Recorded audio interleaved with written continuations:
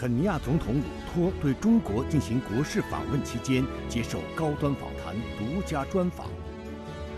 就任总统后，连续3年3次访华。他说 ：“It is a relationship of mutual benefit with a win-win outcome between China and Kenya.” 中非合作论坛成立25年，取得了一系列重要成果。他表示 ，It has provided the best possible opportunity for engagement between Africa and China. 面对美国挑起的关税战，他指出 ，unilateralism cannot survive the current global situation. It is only multilateralism that will guarantee global trade. 高端访谈专访肯尼亚总统鲁托，敬请收看。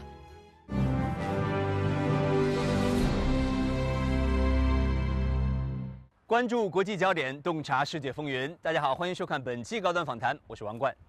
今天我们的对话嘉宾是肯尼亚总统威廉·鲁托。作为2024年中非合作论坛北京峰会以来首位对华进行国事访问的非洲国家领导人，鲁托总统的此次访问将如何推动中非关系的进一步发展，又将如何拓展中肯合作的新领域？对于当前国际局势的变化，他又有怎样的见解？让我们一起在对话中寻找答案。Your Excellency, President William Ruto, great to see you again and welcome back to Beijing. In fact, you're the first African leader to make a state visit to China since FOCOG 2024, and this is your back-to-back visit in the past 3 years. What do you think this level of engagement says about our bilateral relations? What do you hope to achieve through this state visit? Well, thank you very much first for having me again in Beijing this time round as I undertake a state visit to this great country. The solid relationship between Kenya and China dates back 60 years, maybe more. In fact, 600 years is when this people-to-people engagement began with the Silk Trade. But today I have come to China as part of the growing and deepening relationship between our two countries and expanded opportunities for engagement. Today we have 400 companies, Chinese companies operating in Kenya in different fields, in construction, investment, tourism, and many other fields. And therefore, I have come here to explore additional possibilities of engagement, especially on matters to do with trade and investment, on matters to do with a people-to-people relationship. Your Excellency, we took note of a major international survey that says over 70% of Kenyans have favorable views of China and of Chinese, and over 80% of Kenyans think positively about the impact of Chinese business and investment in Kenya and to Kenya.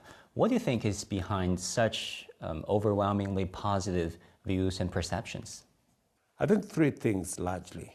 The already existing relationship between Kenya and China, the support of China in the building of public infrastructure, the standard gauge railway, for example, 600 kilometers of standard gauge railway has been delivered. Thousands of kilometers of roads have been delivered. We now have the expressway has been delivered. The port of Lamu has been built with the support of Chinese investors and Chinese support. Number 2 is the work ethic that is shared between China and Kenya. And importantly and instructively is the people-to-people relationship. The warm relationship between our two nations is what is inspiring the positive relationship between China and Kenya. 自1963年12月建交以来，中国和肯尼亚始终相互尊重、相互支持。近年来，在两国元首战略引领下，中肯关系水平持续提升，各领域合作成果丰硕，有力增进了两国人民福祉。应国家主席习近平邀请，肯尼亚总统鲁托于2025年4月22日至26日期间对中国进行了国事访问。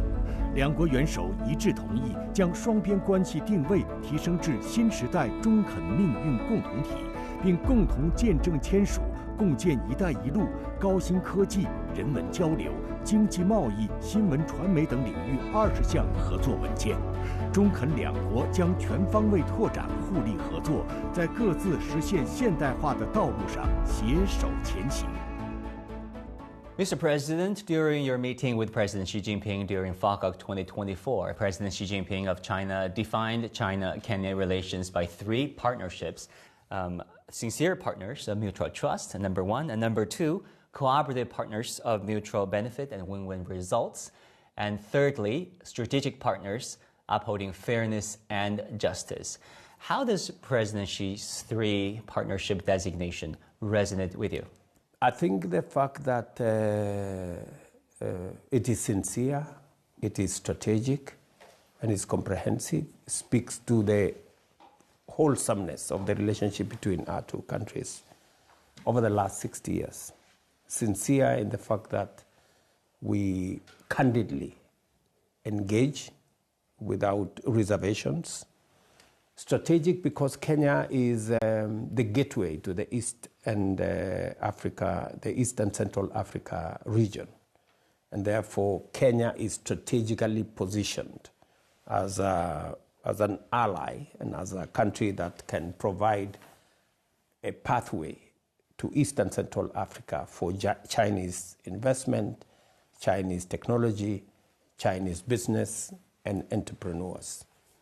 And comprehensive because it covers the entire spectrum of what we do, from construction to hospitality, to investments in real estate, in ports and other pieces of infrastructure. And therefore, as defined by President Xi Jinping, it is a relationship of mutual benefit with a win-win outcome between China and Kenya. When you think about the deliverables of China-Kenya partnership engagement, there has been this standard gauge railway, Nairobi Expressway, and also the World Trade Center that is redefining Nairobi's skyline that we very presently saw and learned over our stay in Nairobi 2 years ago. What would be the next phase of BRI's alignment with your own initiatives? The next frontier is going to be in the space of delivery of the Mau Summit, Nairobi-Mau Summit Expressway, or dual carriageway that is going to enhance connectivity, not just to central and western Kenya, but also to the region, the East African region. The delivery around the digital superhighway that already is a program that is underway that will enhance digital footprint around Kenya. We are currently working on 1,450 digital hubs around Kenya that would bring into being opportunities for Kenyan young people to work around digital jobs. So these are the next frontier of opportunities for us. And we also know that Kenya is a continental leader in transitioning into a green economy. You set out this very ambitious targets of having 100% of your electricity generated from renewable sources by 2030, and then by 2040, a fully green industrial economy. In that regard, what are your expectations when it comes to partnerships with the Chinese companies and policymakers? We are looking at opportunities for partnership, especially in additional generation of energy, green energy from solar, with especially solar technology that is coming from, and solar panel technology that's coming from China. also making sure that we have generation of our geothermal and other spaces around energy generation. Already there is a lot of engagement with Chinese companies in unlocking our geothermal energy resources in different parts of Kenya.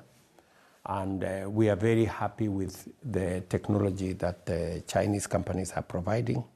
So that is the future, as I see it, exploring opportunities for leveraging on green technology and green resources and green energy to take the country into the future.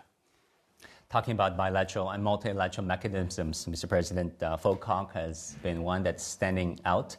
FOCAC has been around for 25 years, an anniversary we're marking this year. Your thoughts on the merit and relevance of this very mechanism, Mr. President? I think it has provided the best possible opportunity for engagement between Africa and China, and has underwritten a lot of investment opportunities, development of infrastructure, the BRI initiatives around ports and railways and roads and infrastructure has been phenomenal in achievement.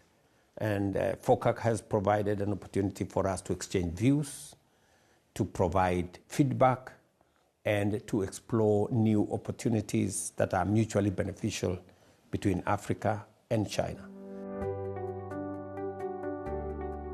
中非合作论坛为促进非洲发展、改善非洲民生发挥了重要作用，已经成为中非团结合作的标志、南南合作的旗帜，也是引领国际对非合作的样板。在与肯尼亚总统鲁托的会谈中，习近平主席指出，无论国际风云如何变幻，中国真实倾城对非政策理念不会变，中非患难与共、守望相助的初心不会变，中非合作共赢、共同发展的根本宗旨不会变。At FOCAC 2024, President Xi Jinping of China said this when you were also in the audience. He said, "A friend is someone that you walk alongside with. No one, no country should be left behind on the path to modernization." And upon saying this, there has been this major round of applause, including yourself. Why do you think leaders from Africa, including yourself, resonated so much when President Xi said that? I think it's the most natural thing friends are there for. We believe in our continent that there is a saying that if you want to walk fast, you walk alone. If you want to walk far, you walk with others. I think that is what President Xi Jinping was paraphrasing, that walking fast, you leave others behind. Walking together, you go far and you leave no one behind. And I think that is the spirit of the relationship between Africa and China, that as we progress, as we develop, as we trade, we must have a win-win formula that carries everybody along and leaves nobody behind. President Ruto, what do you think of President Xi, his vision and leadership, now that you've met with him on several occasions? I think he's a great leader, and he has tremendous leadership skills, and has worked hard to get China to where it is. We're very proud of the achievements of President Xi in the development of this country. The progress that have been made in this country over the last 20, 30 years is immense, and an encouragement to those of us who are in different phases of development, that with consistency and hard work, it's possible to move people out of poverty, it's possible to create a bigger middle class, and it is possible to move the country into the future. On many occasions, you talk about the intricate balance and interrelatedness of peace and development. President Xi Jinping also proposed the Global Development Initiative and Global Security Initiative and Global Civilizations Initiative. which are gaining traction around the world, especially in the global south. What do you think are the practical relevance of President Xi's 3 global initiatives? And why do you think it's offering a potential viable and optimal way forward in today's world that is marked by increasing conflicts and tensions? It builds collaboration between different actors in different countries dealing with an array of different situations, whether it is to do with peace and security in the Horn of Africa, in the Sahel region, in the whole of the Central Africa, in DRC.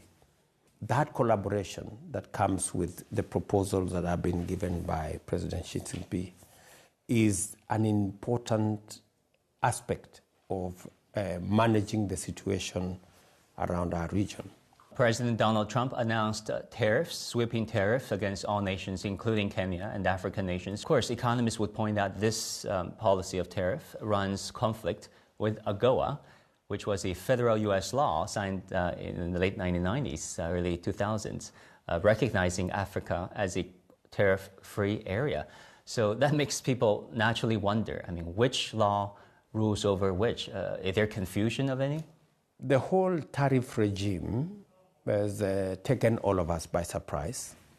We are currently engaging the U.S. government to find ways and means of mitigating the effects of tariffs that have been levied by the U.S. We should be working more with multilateralism than unilateralism. We believe that multilateralism has greater safeguards and provides an even environment for trade for nations across the world. Because as things stand today, globalization of trade is not an option. It is an existential imperative. I do not think any one company anywhere in the world can survive on its own. We need to look at it from that global sense. And that way, it is only multilateralism that will guarantee global trade. And global trade is the fuel for progress and development and commerce and growth. You're talking about multilateralism. You've said this, and I thought that was very thought-provoking. You said multilateralism is on trial. That was a few years ago, and some countries, some corners of the world are pursuing narrow insular interests, and that is cannibalizing humanity's collective journey. I thought it was brilliant, especially the word cannibalize. Why did you use that word? I think it is the reality that exists. That I have said that unilateralism cannot survive the current global situation. No one part of the world can act in isolation to the rest of the world. And whatever happens in one part of the world affects the rest of the world. It is therefore necessary that we act in concert and we act together. And despite the fact that the multilateralism is being tested, I believe that it is the solid foundation upon which nations can engage. And I do not think any one country acting unilaterally on its own will present a situation that will be accepted globally, or that is good for everybody globally. What is good for the United States must be good for Kenya. Otherwise, we will not have a win-win outcome. And a win-lose outcome will always result in everybody eventually losing. On people-to-people exchanges and media cooperation, our organization, China Media Group, CMG, have done our bits. And they all culminated in 2024, last year, in our 3-day live streaming of the Great Migration, which really stunned the Chinese viewers and billions of them, and also the worldwide viewers who were really taken away by the sheer beauty of Kenya and of Eastern Africa. Mr. President, how do you rate efforts such as these undertaken by China Media Group? phenomenal. I think the mere broadcast of the reality of the wilderness migration and our tourism assets in our region is a phenomenal achievement and a big contribution by China to letting the world know the tourism product that exists in Kenya and in our region. And as a result, there are demonstrable results of more people visiting our country. We had 91,000 Chinese tourists coming to Kenya because more and more people are getting to understand the product that we have, the quality of the product that exists, and the real tourism aspects that are attractive to people, travelers around the world. And we want to say we are truly grateful as a country for the exposure that your organization and the Chinese media have given to our tourism and to our region. Mr. President, Africa boasts the world's youngest population, the youngest continent anywhere in the world, and also one of the fastest growing workforce. China, of course, has been stepping up and stepping in by launching the Luban workshops, yes. 17 of them across Africa, Correct. and some Pan-Africa vocational skill competition, challenge competitions, so on and so forth. How would you rate these efforts? We have had 4,000 scholarships of Kenyans coming to study in China. We have collaborations between different actors to build the human capital of our continent using various interventions that would help build a body of technocrats and expertise around Africa that would support our own industrialization and would support the progress that we envisage of our continent going into the future. And therefore, the collaboration between China and Africa, especially on the people-to-people issues, including the talent development, is an excellent, in my very honest assessment, is an excellent intervention that will give us results not in the not so distant future. Talking about Luban shop, Mr. President, may I show you something? Luban, as you may know, is this famous Chinese carpenter dating back since the ancient days. Yes. And of course, Luban shop is named after him. And you know, this is a Luban lock, also named after him. Yes. What's unique about this lock is it's only keeping up as an integral whole by having all the pieces together. Meaning, if you take out any single piece, the whole structure will fall apart. Yes. Of course, this is a metaphor talking about unity and interdependence of our Correct. world today. Correct. Each member is indispensable to Correct. forge a cohesive whole, and this will be our gift for you. Thank you, thank you, thank you. Okay, very good. Very good. Of course, how do you like this metaphor? Well, wonderful. I mean, it just speaks to the unity of purpose and the people working together for a win-win outcome. Very good. I hope you'll take it back to Kenya and I will, enjoy certainly, it. certainly. And also, we have a video message for you from some Kenyan expat community studying in China. They've heard about their president visiting, and they can't wait to spare a few words. And here it goes. Karibu sana hapa China. Tumefurahia sana kupokea hapa China. Bwana Rais, karibu Beijing. Hapa kwa nyumbani pia sisi hapa. I'm Jamlik Mwangi Kariuki. Currently, I'm a master's student at the Beijing Jiaotong University. I'm pursuing a master's in civil engineering with specialty in subgrade engineering. My name is Aburiri Washington. I am a Kenyan international student studying here in Beijing. Currently, I'm doing my master's in logistics engineering and management. We, as the young people who have the opportunity to study here in China, are doing our very best to gather as much knowledge, skills, and expertise that will be able to bring back to Kenya and help the country grow. My message will be to continue encouraging multinational partnerships between Kenya and China so that we get to benefit in terms of innovation, in terms of education, in terms of skill transfer, in terms of knowledge in general. Thank you. Thank you. Wonderful. Well, what do you think? Any response to? I think that is great. Our young people is the greatest asset that we have as a nation.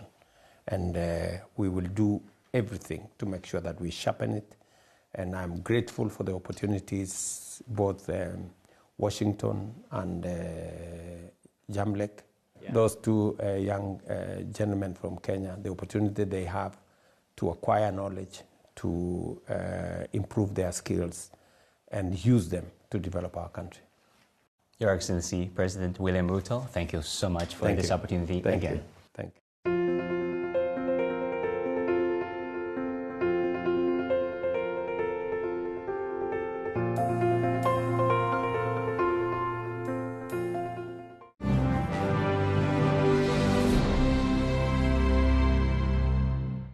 在专访中，鲁特总统表示，中肯两国建交60多年来，在诸多领域取得了累累硕果，向世界展示了什么叫真诚合作和相互尊重。谈及中非合作论坛，他说，这是一个为中非合作共谋发展、共筑未来的重要平台，不仅为中非深入合作提供了机遇，更为非洲自身发展注入了动力。好，感谢收看本期高端访谈，我是王冠，我们下期再会。